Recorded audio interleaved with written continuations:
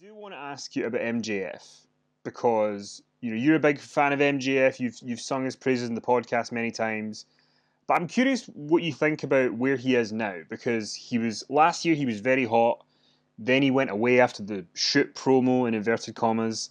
Then he came back. Now he's the world champion, and now he's facing three guys on pay per view this weekend. It doesn't really feel like a main event. He's not really around that often. Where do you see MJF in the wrestling business right now, and what should the next move be for him? Well, the problem is he's the one of the most talented guys to ever come along in the modern era that has a mind for wrestling and how to be a heel and how to put matches together and make things make sense. That's not a common occurrence these days. The problem is he's at the mercy of being in a company where not only Tony, let's face it,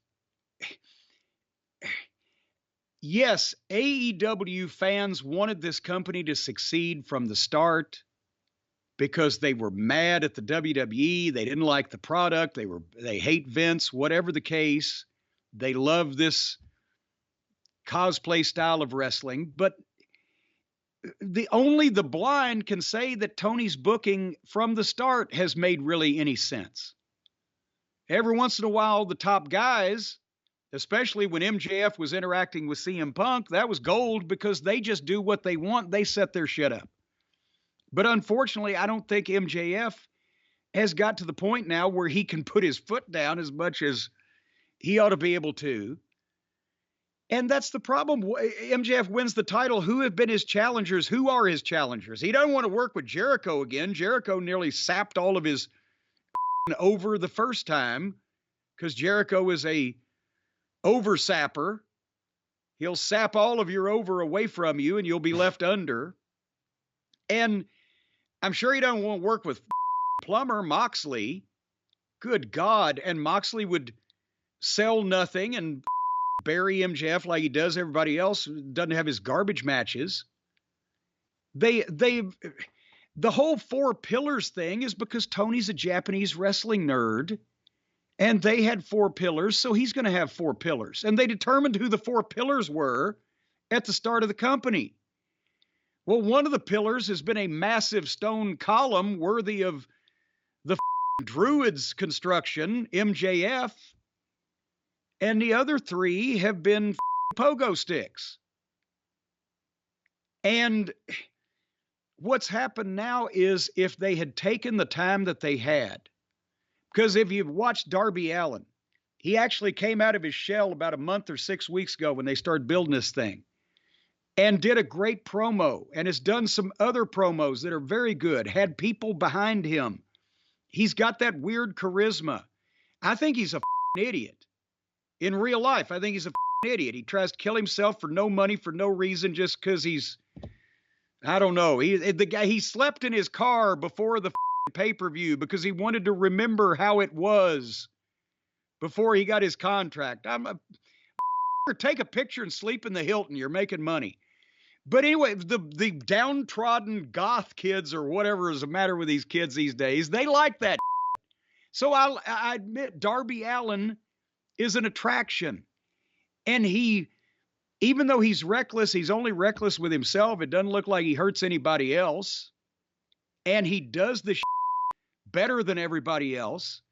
So they could have spent time building Darby as this underdog, popular favorite that all the young people would be behind against this well-dressed, arrogant, obnoxious, rich kid from Long Island.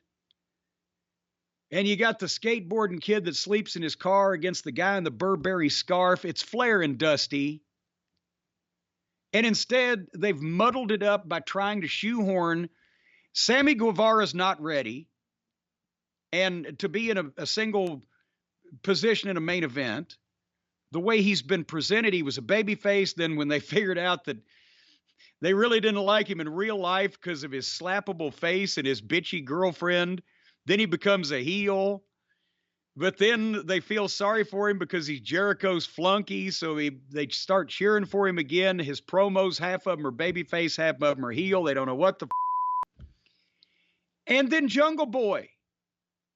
Just write that one off. He's gone as far as he can go.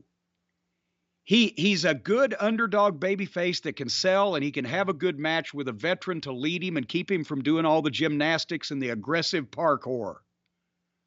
But when he gets in there with his trampoline friends, it's just blah. His promos are blah. His personality is blah. And it's been exposed by putting him in this position.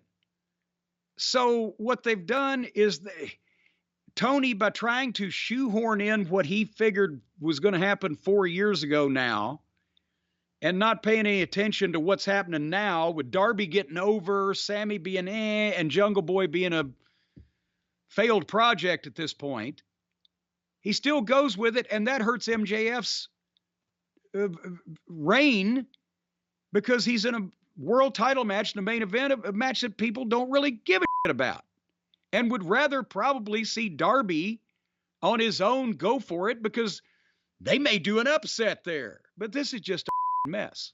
So to answer your question, MJF's a great talent with absolutely dick all of anything to do right now. But Vince Russo basically took wrestling and made it completely unbelievable and made a joke out of it and on you guys and on us and on everybody that's actually got in the ring and taken a bump and got in the ring and done anything physical, because as Bill Watts would say, if he was ever caught in a men's locker room, he'd be whistling Stranger in Paradise. And it makes me ill that this guy has managed to get a goddamn living for whatever time he's been out of the wrestling business, and he doesn't respect it, and he doesn't believe in it, and he never he got a gimme because Vince McMahon woke up on the side of the bed one morning and said, we're up, I'm going to do what this guy says because it's different.